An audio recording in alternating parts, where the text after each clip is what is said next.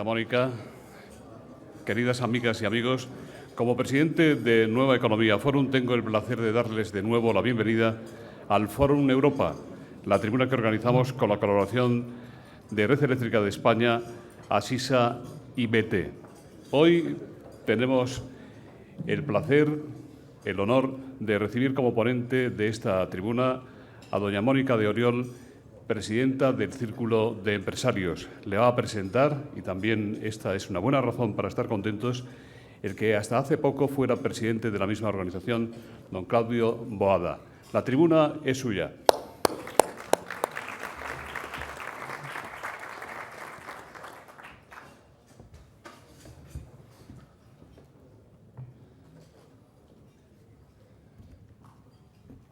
Buenos días a todos, querido Enrique Iglesias, autoridades, amigos, queridos empresarios, señoras y señores.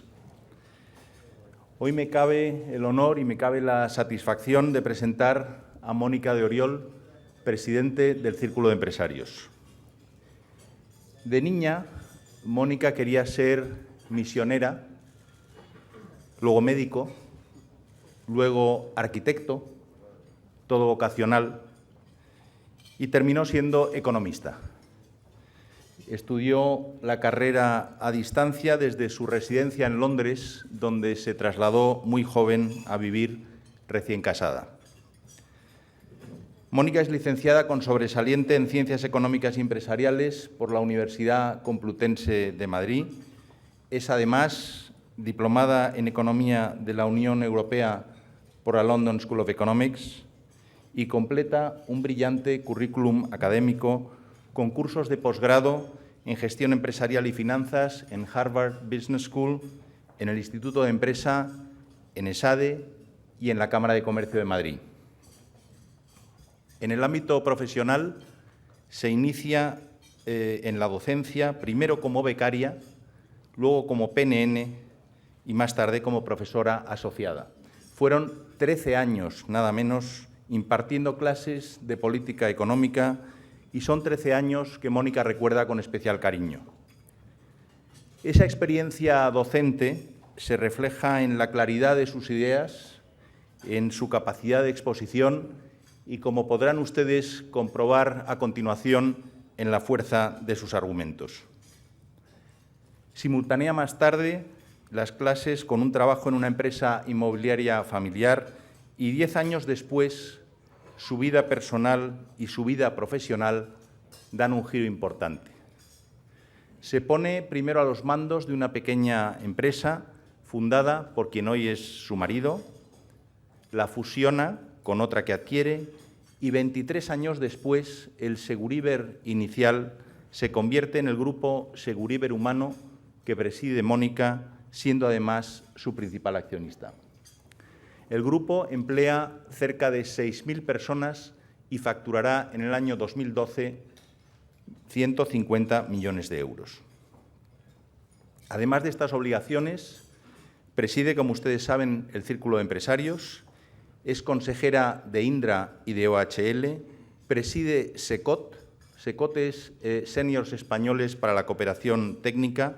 Es una organización que se promovió hace 23 años por el Círculo de Empresarios con el apoyo del Consejo Superior de Cámaras y de Acción Social Empresarial. Y el objeto de SECOT es ayudar a jóvenes emprendedores a llevar a cabo sus proyectos. Estos seniors que forman SECOT son hoy más de 1.000, son personas jubiladas, son personas que ponen su tiempo a disposición de estos jóvenes emprendedores de forma desinteresada. Ponen su tiempo y ponen su experiencia a disposición de estas personas. Como ven ustedes, el tema del emprendimiento es algo que el Círculo de Empresarios lleva en los genes desde hace mucho tiempo, de hecho, desde su origen. Mónica es además miembro del patronato de la Fundación Rafael del Pino, del Consejo Protector de Fundación Vizcaína Aguirre, es miembro del International Women's Forum, miembro y anterior presidente del capítulo de Madrid de Young Presidents Association. Si a todo lo anterior les añado que a los 21 años tenía 3 hijas y luego tuvo 3 hijos más, estarán de acuerdo conmigo que Mónica es una mujer excepcional, que rebosa talento, que rebosa ideas, que rebosa actividad y que rebosa energía. Hace unos años le oí decir: me encanta mi trabajo y esa satisfacción la llevo a casa, y me encanta mi familia y esa alegría la llevo a la oficina. Mónica valora la comunicación sincera y profunda, compartir problemas buscando soluciones entre los implicados y practica el tesón, la paciencia y la esperanza. Tiene una visión muy positiva y optimista de la realidad y le preocupa que cuando se habla de empresarios la opinión pública se fije demasiado en los malos ejemplos, que aunque son pocos, los hay como en todo, y nadie se acuerda de los miles y miles de empresarios que día a día se esfuerzan en sus proyectos, creando puestos de trabajo, riqueza y bienestar. Y termino ya con esa máxima que siempre nos han enseñado, y es que la labor última de un gestor, de un presidente o del dueño de una empresa es asegurar que el testigo se pase de una forma ordenada a quien pueda enfrentar con éxito la siguiente etapa. Yo estoy convencido de que la elección que llevó a cabo la Junta Directiva del Círculo de Empresarios el pasado 15 de marzo, cuando nombró presidente a Mónica de Oriol, fue una excelente decisión. Es bueno que los sucesores igualen y, a ser posible, mejoren la labor de sus predecesores. En el caso del Círculo de Empresarios, Mónica está haciendo ya un excelente trabajo y llevará a la institución, sin duda, a más altas cotas como referente de nuestra sociedad civil, que en España se fortalece, afortunadamente, día a día. Muchas gracias.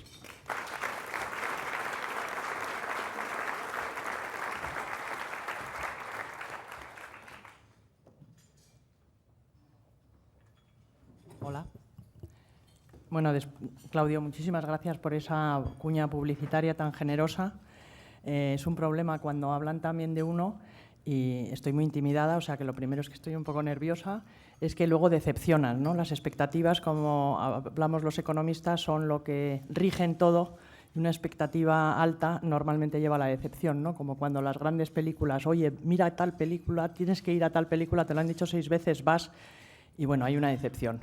En fin, gracias a la Nueva Economía Forum por darme esta oportunidad de presentar un poco las propuestas del Círculo ante esta audiencia, que agradezco a cada uno de los que estáis aquí. Veo a muchos amigos, el que hayáis venido a escucharme, y espero no defraudar en las propuestas, que tampoco son tan innovadoras, pero que son sensatas, y lo sensato a veces parece que es fácil de llevar a cabo y, sin embargo, lo sensato es lo más complejo de llevar a cabo.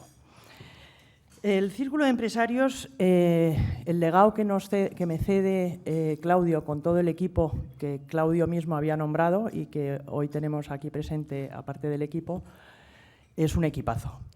Pero además de ser un equipazo, el Círculo se caracteriza porque, a diferencia de otras organizaciones o patronales, es absolutamente independiente, vive de las cuotas de sus socios, son alrededor de 200 socios, representan unos 700.000 trabajadores y como el 15% del PIB, más o menos, pero los socios son los que entregan su tiempo y su dedicación y no solo su cuota.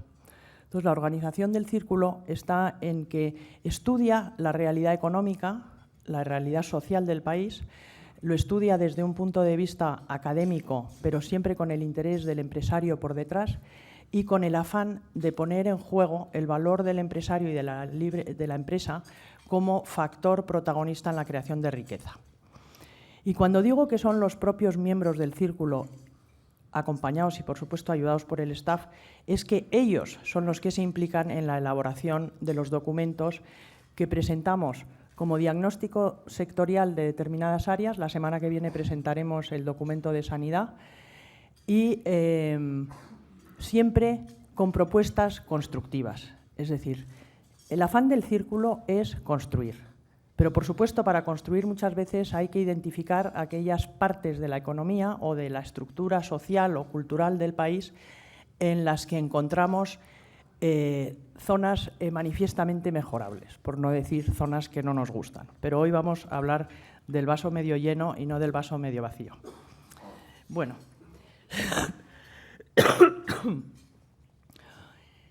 El Círculo nació hace 35 años. Hace 35 años el Círculo viene promulgando el valor de la austeridad fiscal y de la austeridad presupuestaria. Esto es una idea sensata y, sin embargo, como sabéis, la situación en la que nos encontramos actualmente se caracteriza por la insensatez.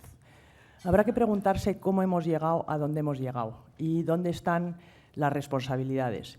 Y me parece que nadie en esta sala ni nadie en este país puede mirar para otro lado, porque la responsabilidad es compartida. Y cuando digo compartida, me mandaba un miembro del Círculo, que está aquí hoy presente, ayer un mail diciéndome: Mónica, vamos a crear un movimiento en el que no nos sentemos a comer, a desayunar, o no apoyemos a nadie que no paga el IVA, que no paga sus impuestos, que tiene prácticas egipcias. Le contestaría: vamos a intentarlo, pero probablemente nos quedamos solos, porque en este país, por suerte o por desgracia, las pequeñeces que todos practicamos, al profesor de gimnasia que le pagas en efectivo, al peluquero que le pagas en efectivo, el fontanero que cobra sin IVA, todos tenemos un poco de razón. Cuando hablamos del problema del apalancamiento de la economía española, que como sabéis es un apalancamiento que es el segundo más alto del mundo, en el que el sector privado ha conseguido reducir su nivel de apalancamiento, el sector privado no financiero, en los últimos 4 años 16 puntos, y que la administración pública no solo ha compensado, sino que ha incrementado esos 16 puntos, el efecto crowding out.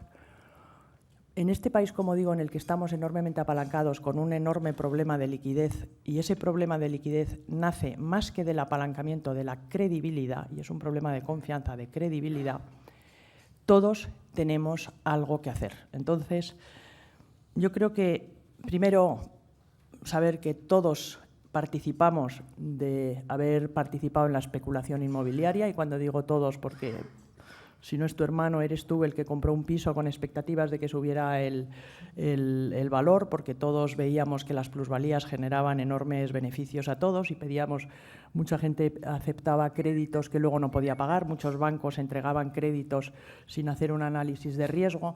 En fin, al final, estar echando la culpa al sistema o a los políticos o a los jueces es muy fácil, pero vamos a ver todos qué parte de responsabilidad. Y cuando hablo de parte de responsabilidad, entro en el corazón de lo que promulga el Círculo y a dónde querríamos llevar la economía española y cuáles son nuestras propuestas. La libre empresa y el mundo del empresariado se apoya sobre un valor fundamental, que es la persona.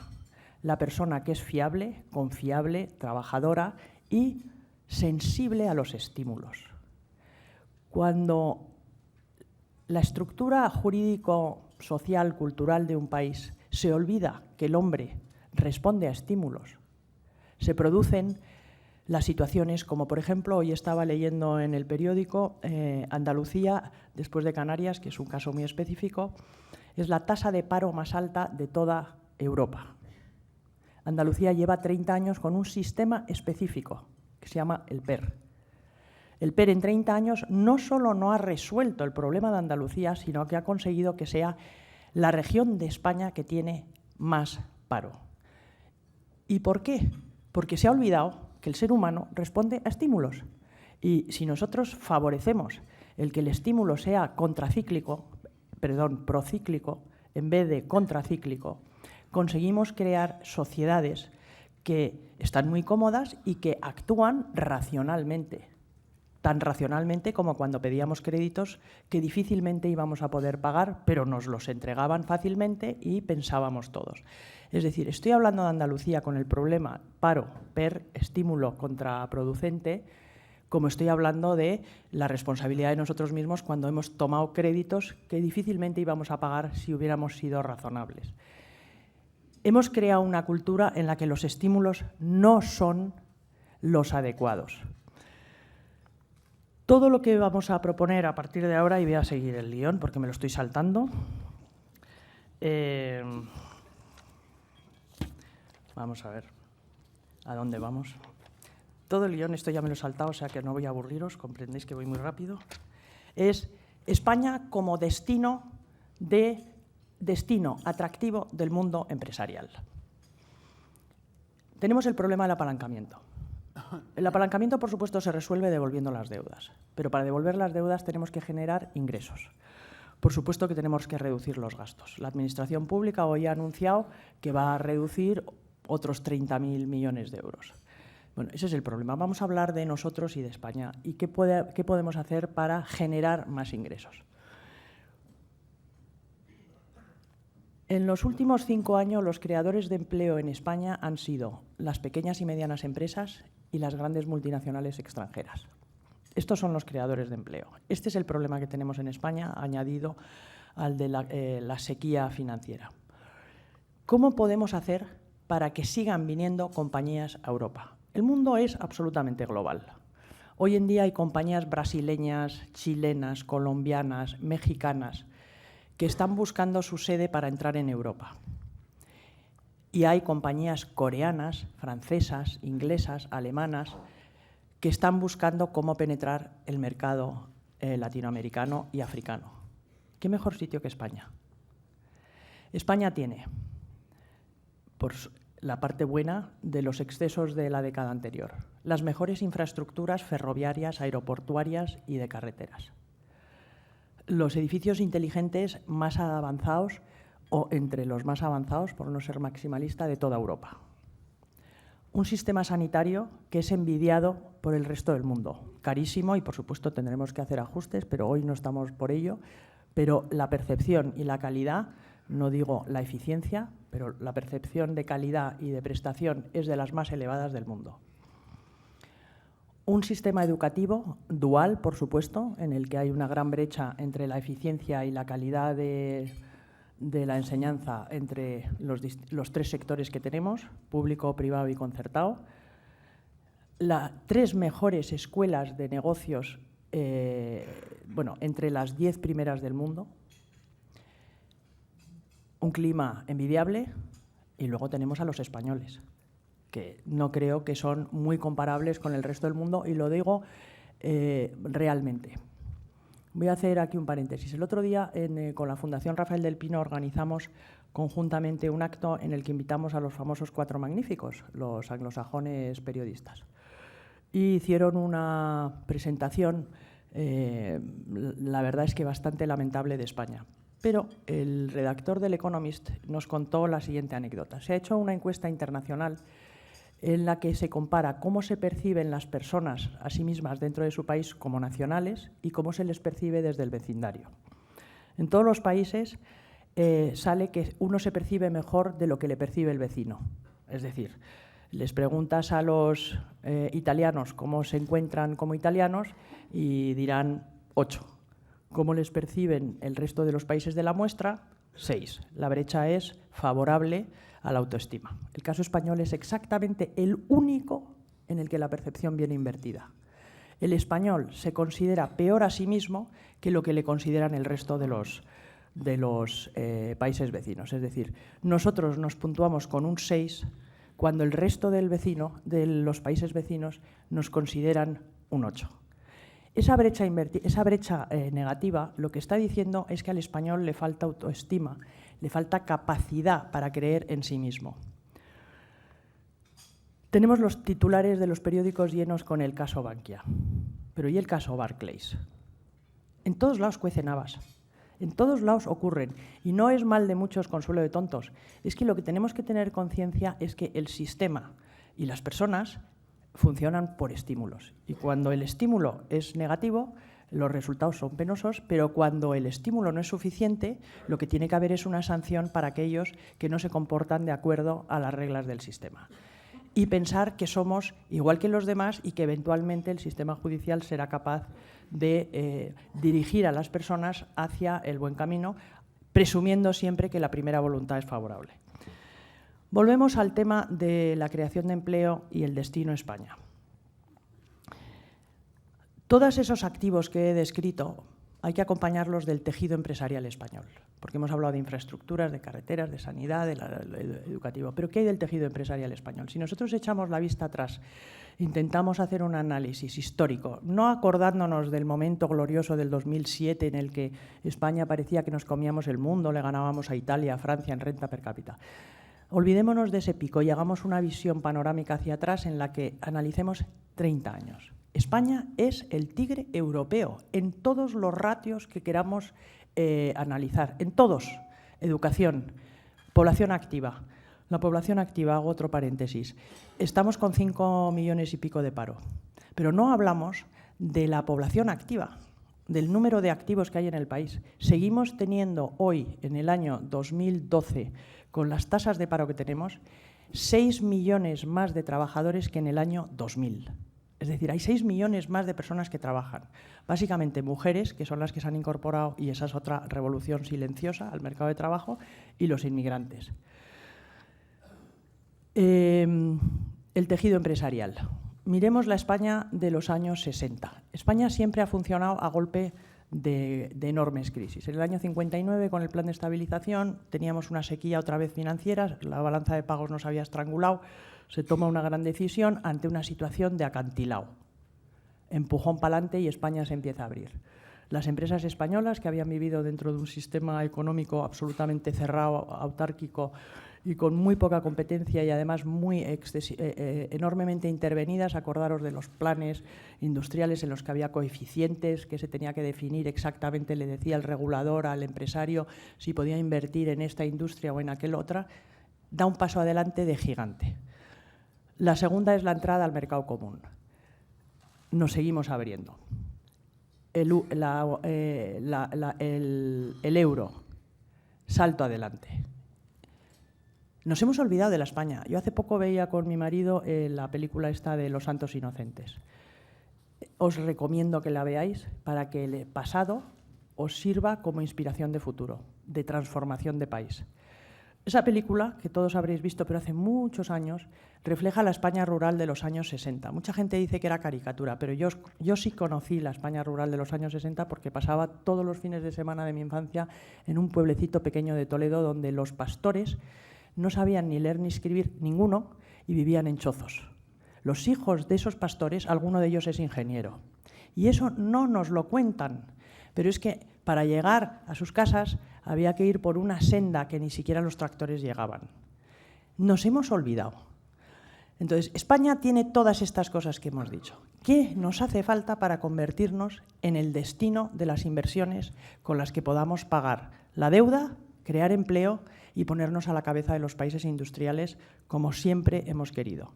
La ambición no estaría alimentada de quimeras, sino de realidades, porque tenemos el capital humano, de infraestructura e institucional que necesitamos. Las multinacionales siempre hacen un análisis de matrices verticales en las que se analizan los países. Las grandes compañías, quiero decir, o las pequeñas compañías cuando tienen que hacer una inversión fuera.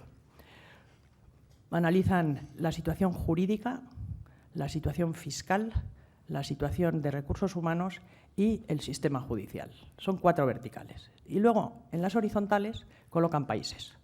España, Marruecos, Turquía, Chequia, Polonia. Y en la combinación de esa matriz en la que aparecen puntos, se llega al saldo final de la derecha, abajito, que dice país deseable, país indeseable. Esto es haciendo caricatura, pero por hacer una visión gráfica. ¿Eso qué quiere decir? Si nosotros, este país, nos pusiéramos como norte el cajón de abajo de la derecha fuera país, destino, deseable, España es capaz de salir en 3 años y convertirnos en la cabecera de todos los países, pero nos tenemos que enfocar. Vamos a hacer un análisis muy rápido de las 4 verticales. Tema jurídico. Tenemos estabilidad democrática. La corona en España en eso ha sido un elemento aglutinador que nos empujó en el primer paso y que ha estado ahí y hemos construido una democracia estable y sólida. Yo creo que nadie duda que tenemos una democracia y nos asusta pensar que los reguladores o los políticos tienen miedo a tocar la Constitución porque no vaya a ser que se nos desmonte el país. Yo creo que tenemos que tener la tranquilidad absoluta de que el país está preparado para hacer los cambios constitucionales que haga falta. Somos sólidos, pero tenemos si empezamos a bajar en los siguientes... ¿Qué cuentan en los periódicos internacionales? ¿Qué cuentan los foros internacionales? El tema energético ha sido dramático, el tema de la política energética. Bandazos para arriba, para abajo. No podemos estar generando señales de regulaciones retroactivas que no cumplen con las expectativas. Seamos conscientes de la importancia que la seguridad jurídica tiene a la hora de tomar decisiones empresariales. Y esto tendría que estar absolutamente centrado y reglado. Y tenía que ser la máxima. Cuando los reguladores escriban en el BOE algo, que por favor piensen exactamente qué impacto va a tener en cuanto al juicio de aquellos que son los que nos van a traer el dinerito. Esto es seguridad jurídica. El tema de los recursos humanos. Yo he contado la parte buena, la flexibilidad laboral. He contado ya en esta semana varias veces, el sábado pasado tuve la suerte de ser invitada a comer por Norman Foster, este arquitecto tan famoso. Y hablando, está muy preocupado, sabéis que está casado con una española, con Elena Ochoa. Y estaba preocupadísimo por España, estábamos hablando, era una comida, éramos 8, en una terraza agradabilísima en su casa. Y decía, yo no entiendo por qué todo el mundo piensa que España es un desastre. Yo tengo oficinas abiertas en todos los continentes, bueno, menos Australia me parece. La mejor oficina de todas las que tengo es la española. Son los más creativos, los más trabajadores, los que cumplen plazos, los que presentan los proyectos en su tiempo. Dice, todos los parámetros por los que pueda medir en eficiencia y en creatividad hacen que gane España. Eso era el día antes de que ganara La Roja, el equipo de España, por no usar eufemismos, que es mucho más bonito decir el equipo de España que La Roja. Es como lo de emprendedor y empresario, ¿no? Buscamos eufemismos. Norman Foster, recursos humanos. La mejor oficina de todo su equipo. Y sin embargo, sacó un tema, y aprovecho para contar 8 personas que había en la entrada. La reforma laboral española ha sido revolucionaria en cuanto que descentraliza la negociación entre empresa y trabajadores. Es un salto revolucionario, cualitativo. Sin embargo, si nosotros queremos realmente ser atractivos para el mundo, no tenemos que hacer un mercado laboral en el que por fin en ese capítulo del mercado laboral hemos dado un salto cualitativo, cuando en el otro capítulo, que es tablas salariales, ajustes de productividad, costes de despido, empleabilidad del que recibe el seguro de desempleo, reciclaje de los que están desempleados, etcétera, etcétera, seguimos estando a la cola. Es verdad que la reforma ha dado un paso hacia adelante enorme, pero seguimos a la cola. No es consuelo pensar que Italia nos va a copiar, si es que Italia estaba igual de mal. Es que si nosotros vemos la media europea, resulta que, por ejemplo, en costes de despido, en obligación de aceptar un puesto de trabajo al que está desempleado, en continuidad y seguridad en los 24 meses del cobro del desempleo, incondicionado a la aceptación de reciclarse, reemplearse, hemos conseguido ir de los 45 días a 33 con 2 años. La media europea está en 18. O sea, qué éxito, ¿no? De 45 a 33. O sea, ¿por qué nos hemos seguido quedando en la cola? Podíamos haber dado un salto. Si la huelga general iba a venir, ya para hacer la huelga general, que sea gracias a que hemos hecho un cambio realmente para colocarnos en la cola, no en la cola, en la cabecera del sistema. En cuanto al tema de empleabilidad y de seguro de desempleo, si queréis luego hablamos, no me extiendo. Pero hemos hecho un cambio enorme, pero insuficiente. Le falta muchos más pasos largos. Y ahí tenemos que incidir si queremos hacernos atractivos. Norman Foster, después de hacerme ese comentario tan favorable, me dijo, el único problema que he tenido es que cuando perdimos el contrato, bueno, no perdieron, se cancelaron la ciudad de la justicia, sabéis los donuts estos fantásticos que estaban diseñados por los grandes arquitectos. Bueno, vino la crisis y la administración regional decidió, lógicamente, cancelar la construcción de la ciudad. Entonces, a Norman le afectó y tuvo que hacer un ERE. Bueno, me dijo que la situación que sufrió como consecuencia de esa reducción de personal fue una pesadilla. Y dice, y esto con el mejor equipo del mundo. O sea, de lo único que se quejó es de la legislación laboral. Vamos al tema fiscal. El tema fiscal. En el tema fiscal español, cuando yo hablo fiscal, me refiero realmente a todo lo fiscal, es decir, el impuesto de sociedades, el impuesto sobre personas, el IVA y el tema de las cotizaciones a la seguridad social, que es un tema fiscal porque es un impuesto sobre el trabajo. La situación de la economía española viene muy explicada porque se ha ido desviando con respecto a los países de mejor desempeño, por ejemplo Alemania, por supuesto, que hace su propia revolución a principios de los 2000, en que la productividad del trabajo español se va descolgando porque el precio del salario, es decir, el salario más los costes y los impuestos que se tienen sobre el trabajo, se va despegando, creciendo, más que creciendo con respecto a los demás países, con lo cual nuestra capacidad competitiva se ve sistemáticamente dañada por ese crecimiento, esa brecha que se abre. Y eso es la productividad. La única manera de ajustar la productividad es por la vía del ajuste del precio. Como sabemos, los mercados se vacían o bien porque el precio es flexible, y si el precio no es flexible se vacía por la vía de las cantidades, que son los 5 millones y pico de parados, en los que es la única manera que han tenido las empresas de ajustarse, en vez de haber hecho pues, el modelo alemán de ajustar cantidades o salarios o horarios de trabajo. El impuesto sobre el trabajo en España está entre los más altos de toda Europa. Por supuesto me van a decir que Francia es más alto, pero es que volvemos a lo mismo, no nos fijemos en los que lo hacen mal. Vamos a intentar colocar el precio total del factor trabajo con toda la fiscalidad que tiene, en un nivel europeo de los que van por delante, de los que tienen un paro bajo. Esta mañana salían las cifras, vuelvo a decir, la cifra media de paro en Europa es del 8,9. Preguntémonos qué hacemos mal. O sea, es evidente que lo estamos haciendo mal. Somos el único país que estamos en el 20 y pico % que tiene 6 millones de parados o 5 millones y pico. Preguntémonos, si queremos que vengan a invertir aquí, tenemos que dar flexibilidad laboral, tenemos que ajustar el precio. Y esto es lo que abogamos y uno a la segunda parte de los impuestos, que es la devaluación interna. Cambiemos IVA, que sin embargo estamos por debajo de toda Europa, por cotizaciones sociales. La competitividad de la economía se vería muy favorecida por cuanto que las exportaciones crecerían enormemente, con lo cual otro de nuestros problemas crónicos, que era la balanza comercial, aunque como sabéis estos últimos 3 años ha mejorado sustancialmente, pero nos daría un impulso más en nuestra competitividad, el factor trabajo sería enormemente flexible y el IVA empezaría a recaudar a los niveles europeos y no necesariamente habría un traslado, si se subiera el IVA a cambio de cotización social, al precio final del consumidor, que es a lo que todos estamos aterrorizados, que se deprima aún más el consumo. Y finalmente, la cuarta área de trabajo sería el tema judicial.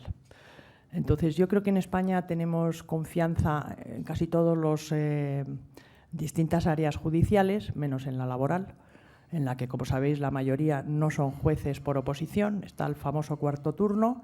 Y cuando entras en magistratura, yo os aseguro que yo trabajo en una empresa que se dedica básicamente al mundo, a personas, somos intensivos en trabajo.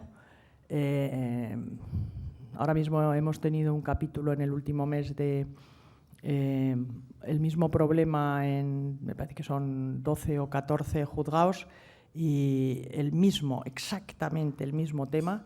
Cada juzgado nos ha dado una sentencia diferente. O sea, la inseguridad es impresionante. Pero eso es el tema de magistratura. En el resto de las áreas judiciales parece que tenemos confianza en que los jueces al final dan la razón al bueno. Pero es que han pasado a lo mejor 7 o 8 años. Y eso es perder la razón. El sistema judicial es un elemento absolutamente determinante en las elecciones de inversión de cualquier gran compañía que quiera sentarse aquí. Resumiendo, sistema jurídico fiable, confiable y predecible. con normas sencillas, claras y aplicables. Recursos humanos potentes con un sistema laboral flexible y que ajuste por precios y no por cantidades. Sistema judicial que nos dé la razón o nos condene, pero en plazos razonables. Tenemos el caso, por ejemplo, por poner Delaware. Dicen que las empresas en Estados Unidos cogen su sede, toman su sede en Delaware porque es un paraíso fiscal. Y no, no es verdad.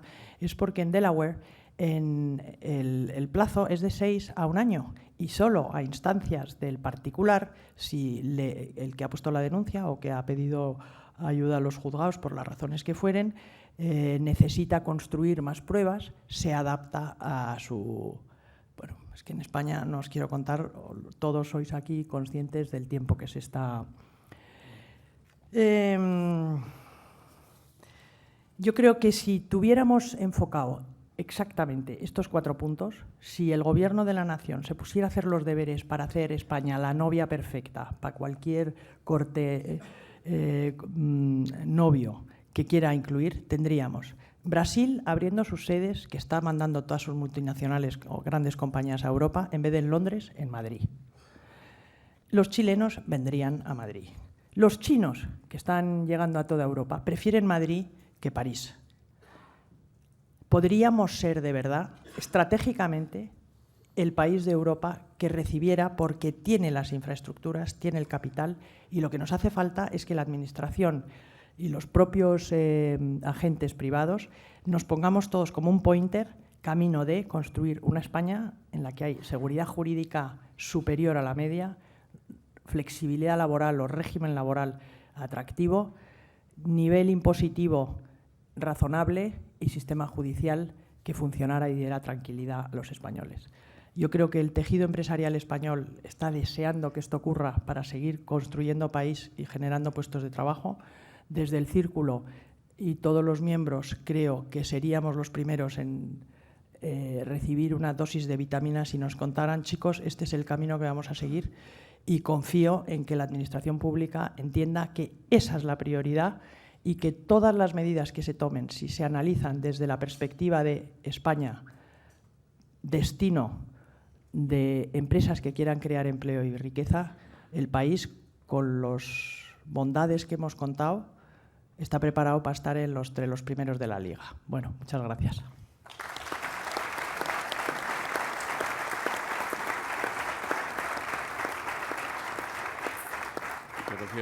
Muchas gracias, Mónica. Muchas gracias, Claudio. Empezamos ya por las preguntas. Ustedes han dicho que la reforma laboral se ha quedado corta. ¿Qué más habría que hacer?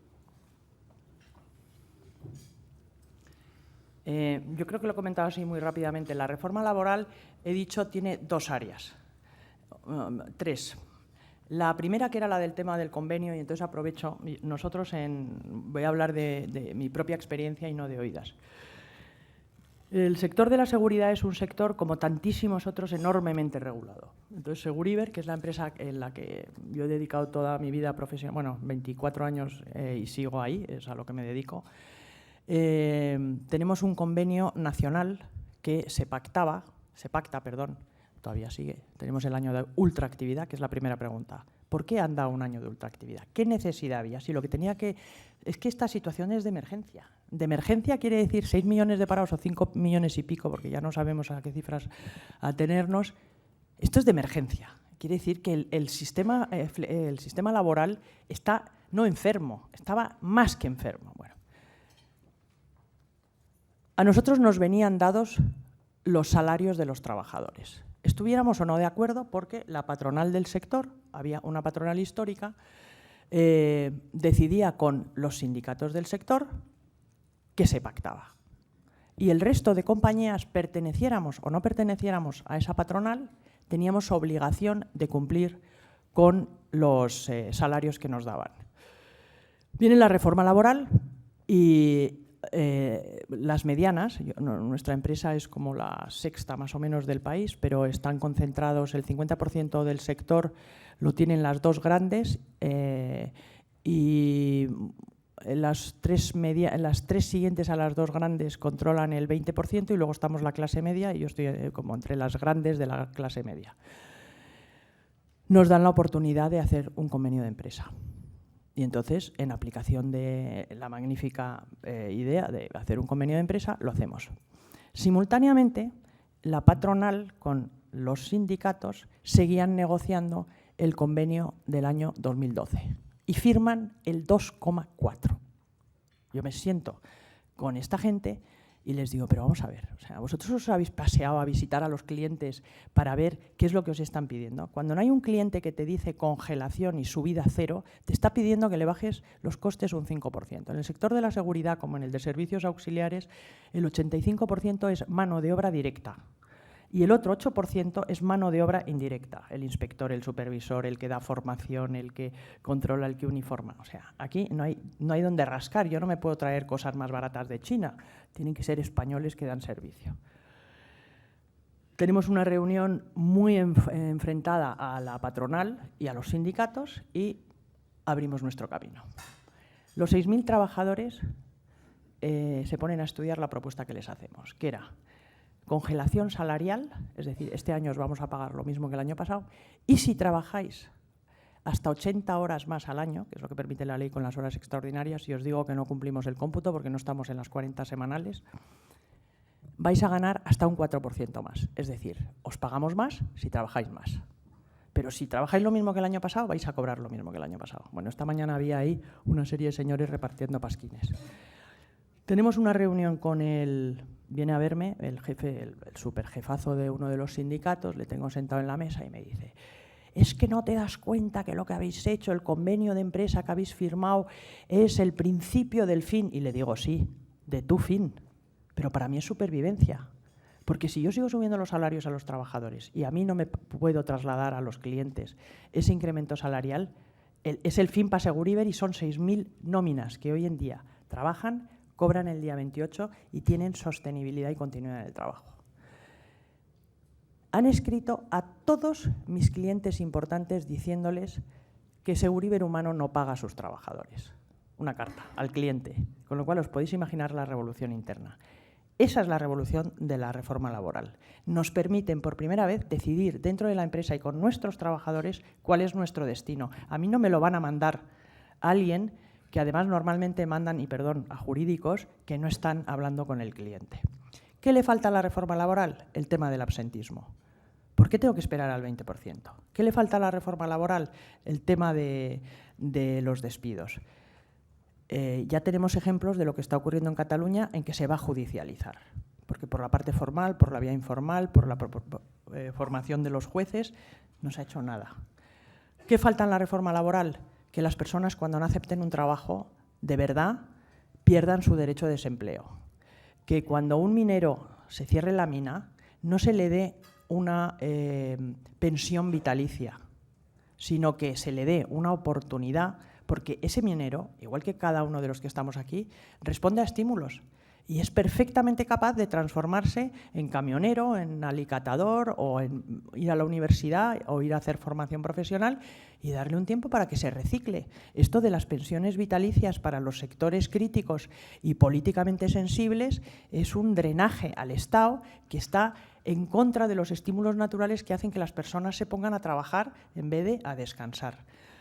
Y luego no viene el tema de la formación de los desempleados. Entonces, creo que le queda mucho camino, creo que ha sido un paso fundamental, pero le queda mucho campo: empleabilidad, reciclaje, desempleo y la dualidad del sector, la dualidad de los contratos. En Estados Unidos tú le preguntas a un trabajador qué tipo de contrato tienes y el trabajador se te queda así como, ¿sabes? Se le pone una interrogación en la cara. ¿Qué tipo de contrato? Dice, yo trabajo. En España tienes que preguntar qué tipo de contrato. ¿Es usted bonificado? ¿Es madre soltera? ¿Es parado de larga duración? ¿Es medio jubilado? ¿Es de 33 días? ¿De 45? O sea, tenemos una maraña legislativa. Si usted tiene menos de 30 años, tiene una bonificación. Si además es mujer parada y mayor de 45, en fin, es un caos. Necesitamos simplificar el sistema. Todo lo que sean normas nos complican. Hay muchas preguntas. Yo le agradezco que sea breve. Abrevie en las respuestas en lo posible. Más preguntas. Ustedes piden que se suba el IVA. ¿No es esto contradictorio con las ideas de un centro de pensamiento liberal? En esta línea, David García Maroto, de Europa Press, le pregunta: ¿es posible bajar sueldos y subir el IVA sin deprimir aún más el consumo interno? No, la primera parte no es exacta, la segunda tampoco. No pedimos que se suba el IVA, así, tal cual. Eso sería una media verdad.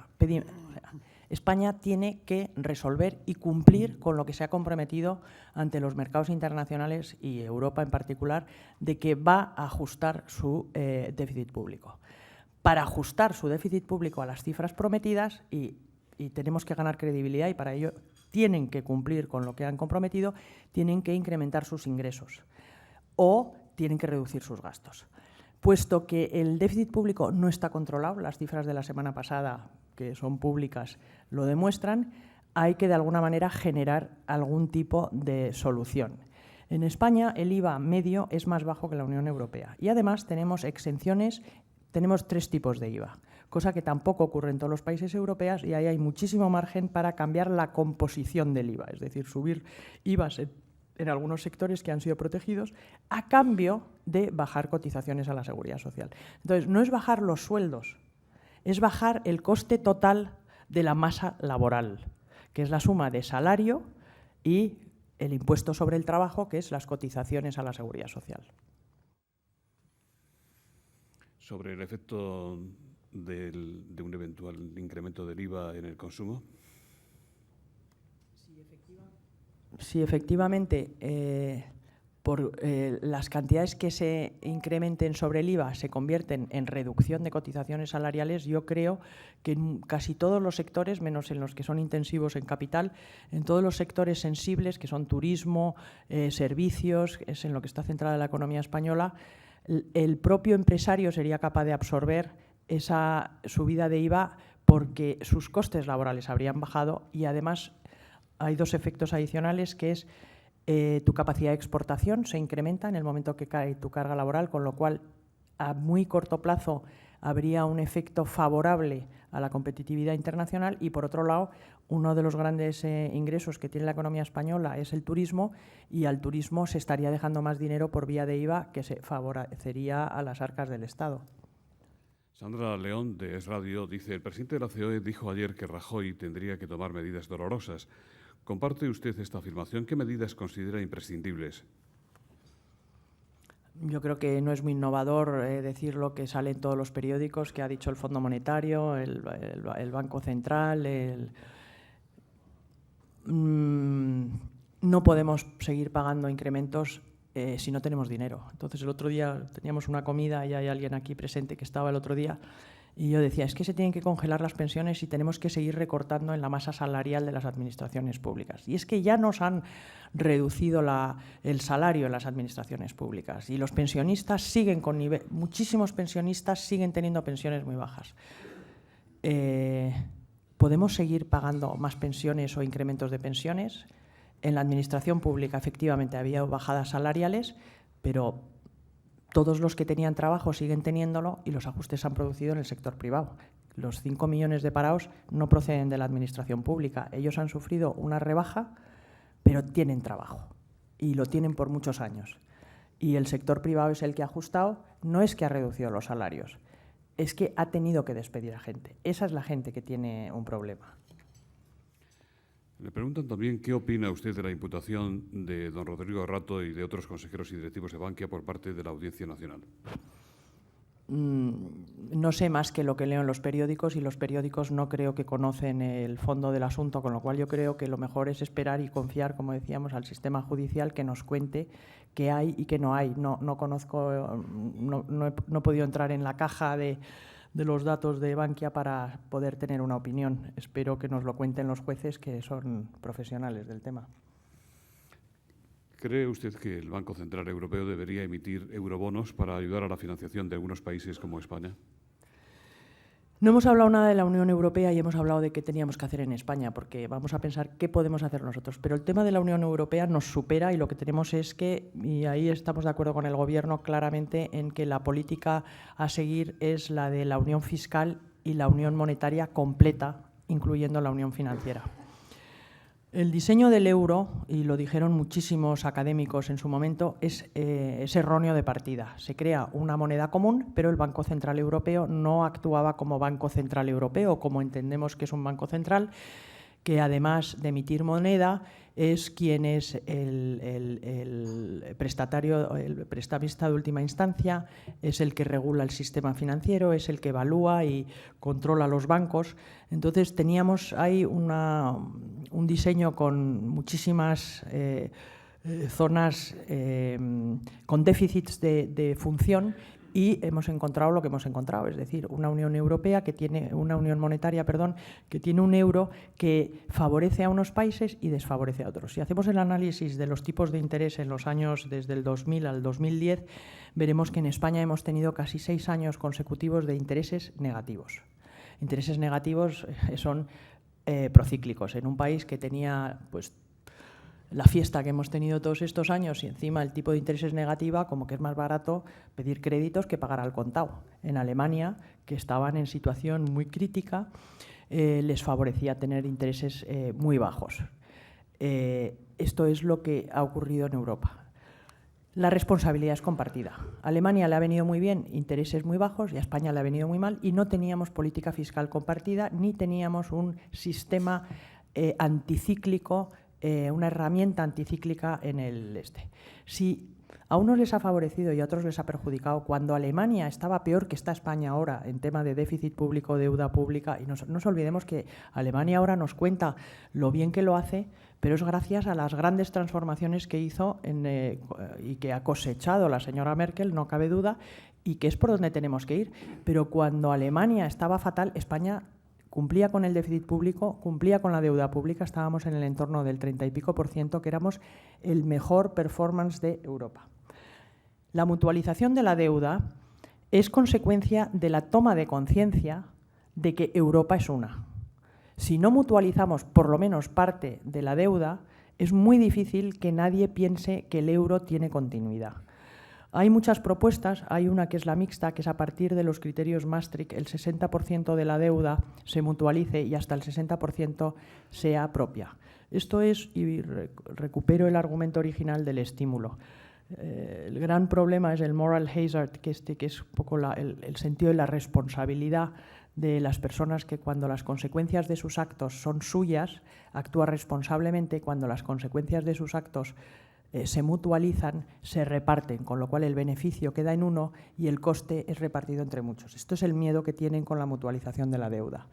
Pero si no mutualizamos por lo menos una parte, no estamos reconociendo que Europa es una y que los ciclos de cada una de las regiones europeas o países europeas tiene ritmos y tiempos distintos. La mutualización permitiría reducir el riesgo del procíclico y empezar a generar confianza, que es lo que los mercados están pidiendo.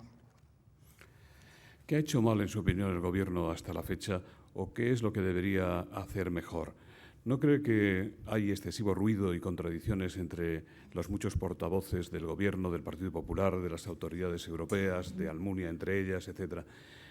Juan Faus, del diario Ara, dice: ¿qué opina de la gestión de la crisis que está haciendo el Gobierno y qué nuevas medidas le pediría, además de las ya anunciadas?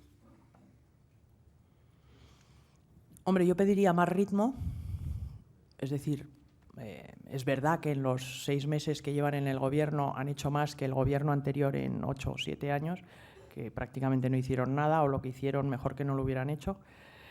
Y es un cambio de rumbo, es un cambio, íbamos para el sur, ahora vamos para el norte. El problema es a qué velocidad, porque tenemos que llegar a puerto. Entonces, no sé si 5 nudos nos van a llevar al sitio donde debemos en el tiempo en que debemos. Los mercados nos están contando sistemáticamente que la credibilidad de España se está poniendo en duda. Bueno, está en duda, o sea, la prima no es más que un termómetro de ustedes llevan diciendo, pero ¿cuándo van a actuar?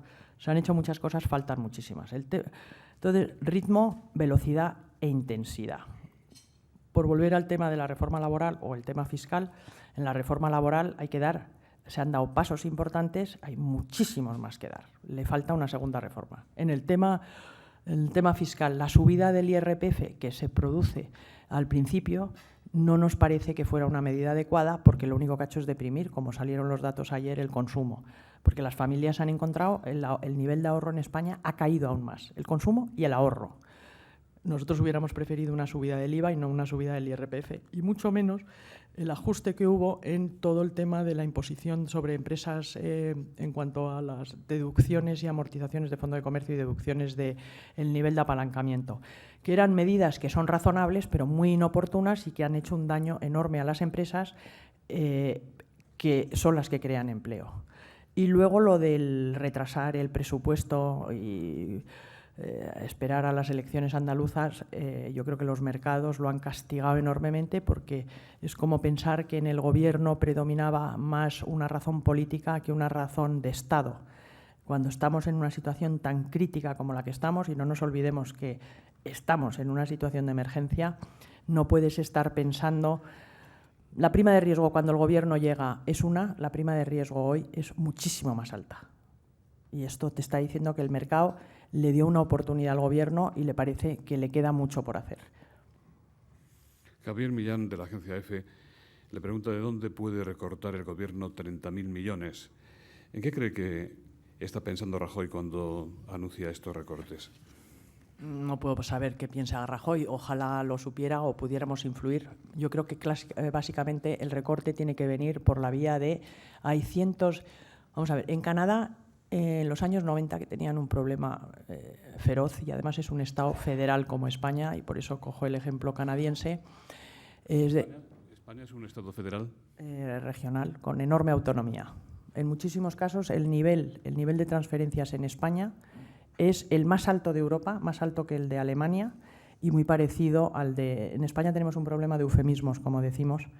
Entonces, no sé cómo llamarlo, pero aquí hay muchas diferencias. Pero desde luego, si nos referimos al nivel de transferencias o al porcentaje del gasto público que está en manos de las regiones o de las comunidades autónomas, es muy parecido a los de los estados federales. Prefiero no entrar en la polémica si eso no es, pero desde luego si hacemos referencia económica y no de concepto político, es muy parecido al régimen canadiense. Bueno, Canadá… Lo que quiero decir, estaban compartidas las decisiones. No es el Gobierno central de Madrid el que coge y por decreto empieza a tomar decisiones cuando están transferidas las grandes partidas de gasto público, que son sanidad, educación. Básicamente esas dos consumen, no me acuerdo el porcentaje, y eso está transferido. Y hicieron un análisis de cada una de las funciones de cada uno de los organismos, fueran ministerios, agencias, fundaciones, empresas públicas, desde el principio. ¿Qué cuesta esta agencia, esta fundación, qué beneficio genera al ciudadano, al canadiense? Es decir, en qué medida su vida mejora gracias a este gasto público, y vamos a ver qué le cuesta al contribuyente. Y cada semana se reunía el primer ministro con cada uno de los responsables de las áreas. En un año transformaron un país en el que había miles de redundancias, duplicidades, gastos públicos, que tenía una deuda que los mercados no querían comprar porque no confiaban, en un país que hoy es un ejemplo de lo que es una magnífica gobernanza pública. Introdujeron una cosa que nosotros, y no he querido extenderme que es la transparencia.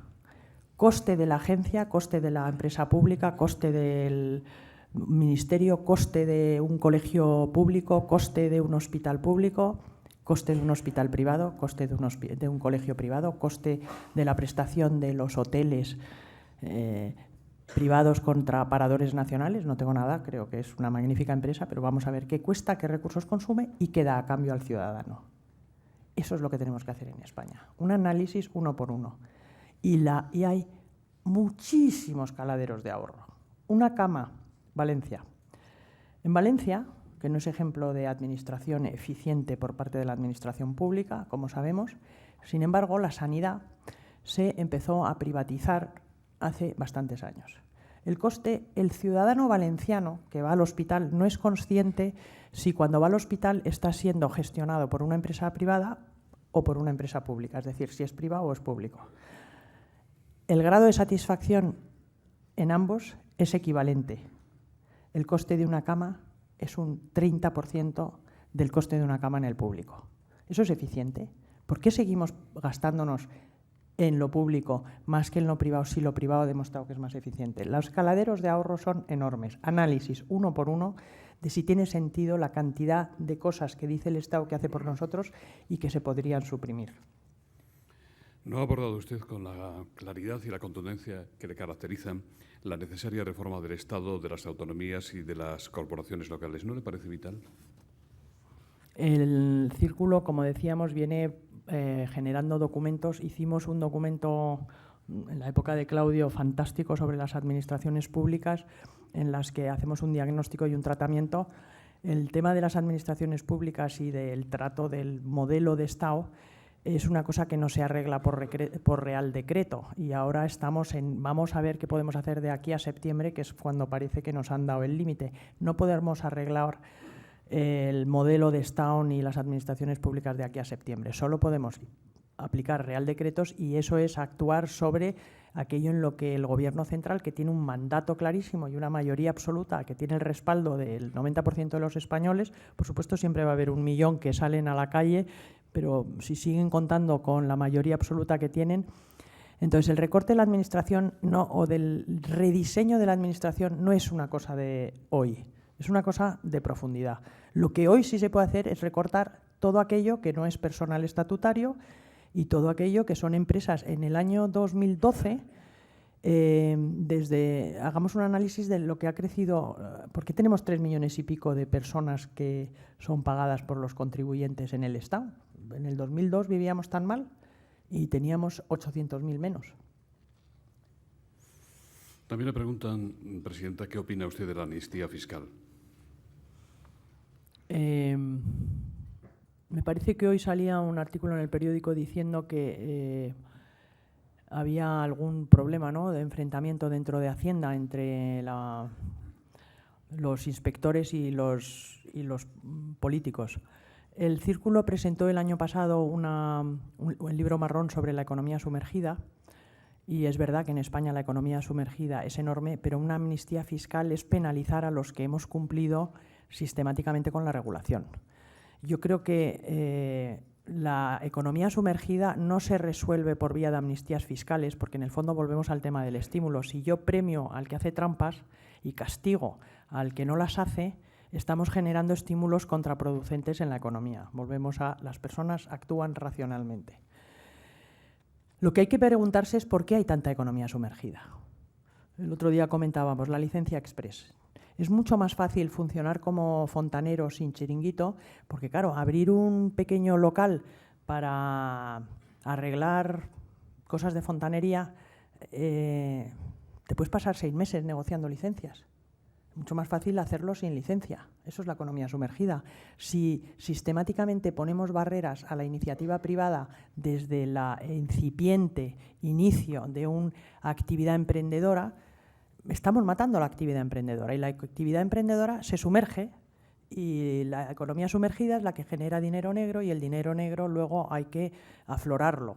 Entonces, yo diría, analicemos las causas, intentemos reducir las barreras a cualquier iniciativa emprendedora.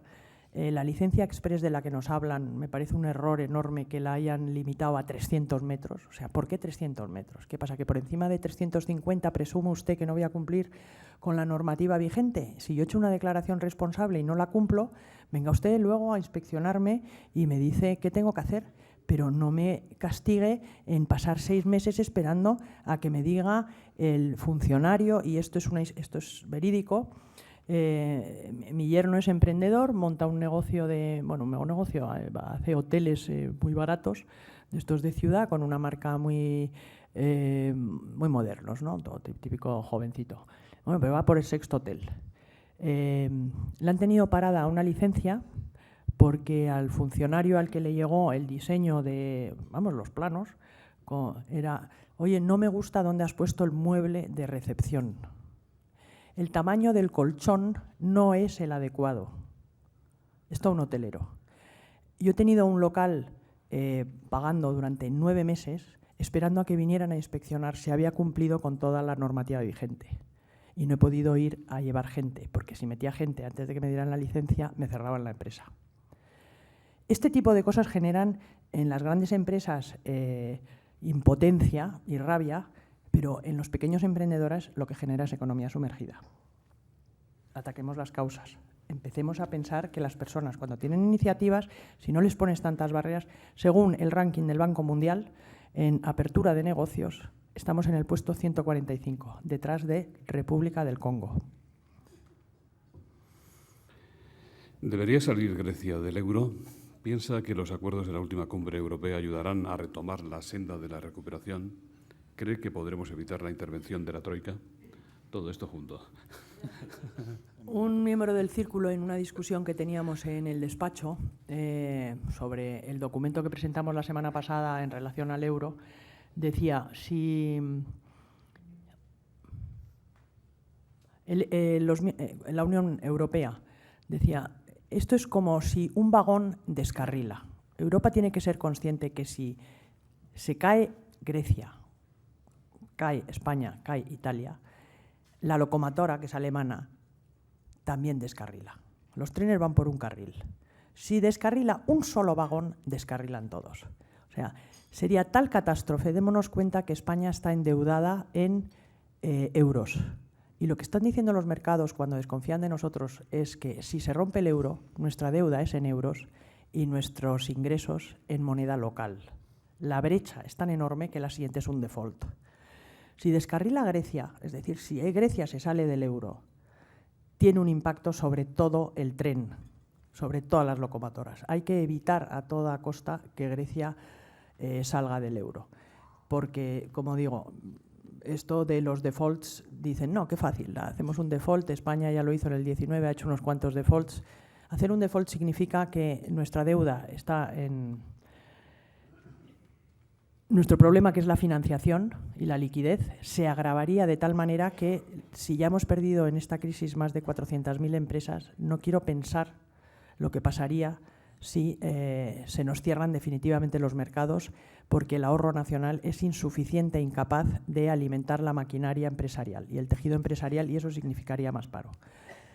En cuanto a la intervención, yo creo que si el Gobierno, y parece que el fin de la semana pasada, el jueves y el viernes en el Consejo Europeo, ha venido el presidente del Gobierno y ha entendido que más vale que haga él los deberes que se los hagan a partir de septiembre. Y estas medidas que está anunciando en estos días de nuevos recortes, nuevos ahorros y supongo que subidas de impuestos son síntoma de que prefiere hacer los deberes él a que se lo hagan los señores de fuera, porque si las decisiones se toman fuera de España, son a su medida. Si las decisiones las toma el Gobierno de España, serán a nuestra medida. Y a nuestra medida quiere decir la oportunidad en la venta de los bienes, porque hay que desamortizar al Estado, es evidente. Hay que desamortizarse en las empresas privadas, es evidente. Pagar la deuda significa vender, pero el que vendas hoy, la elección de la fecha de venta es determinante para la solvencia de un país. Y un problema de liquidez forzado por un problema de venta se puede convertir en un problema de solvencia.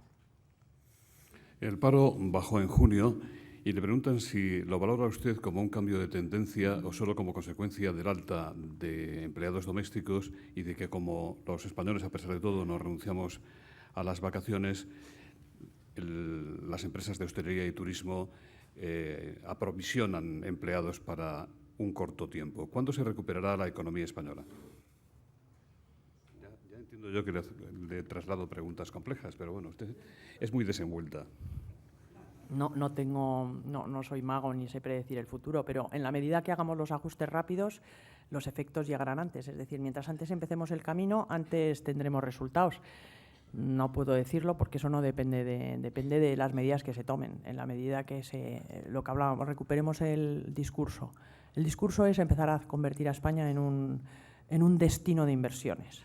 En la medida que hagan esas reformas necesarias para cumplir esos 4 atractivos de la novia España, jurídico, fiscal, laboral y judicial, que son, esto es por simplificar, porque las otras cosas las tenemos ya en el activo, empezaremos a salir adelante, pero no le puedo decir cuándo.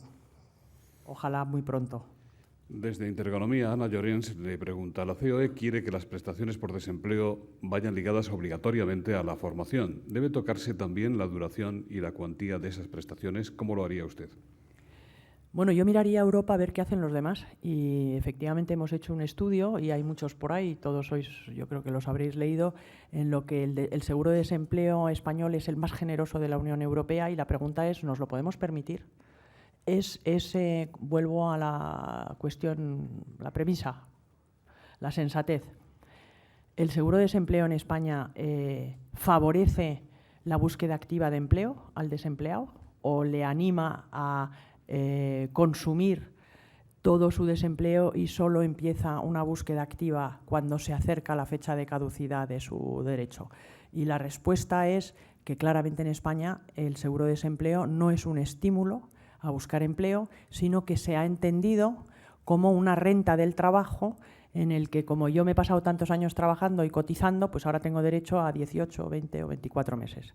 Y la respuesta es muy fácil. En Europa ya se respondieron y yo creo que el modelo holandés o escandinavo o alemán nos da la respuesta porque tienen un desempleo bajísimo con un seguro de desempleo condicionado, limitado y obligatorio en el reciclaje y en la aceptación de trabajo. Es decir, si es que no es lo que diga el círculo, es cuál es la mejor práctica de Europa. La respuesta es fácil, acerquémonos a los que tienen éxito y no a los que están a la cola. Pues ya terminamos. Adolfo Favieres dice que es indiscutible que tenemos una crisis de vocaciones empresariales enorme en España. Si van a hacer ustedes alguna propuesta desde el Círculo, si es cierto que piensan ustedes cambiar su nombre al de Círculo de Emprendedores. Y Aurelio Alonso Cortés dice que la construcción ha dejado de ser el motor de la economía.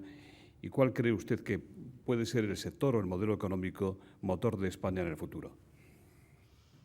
España tradicionalmente, culturalmente no se ha caracterizado por ser emprendedora.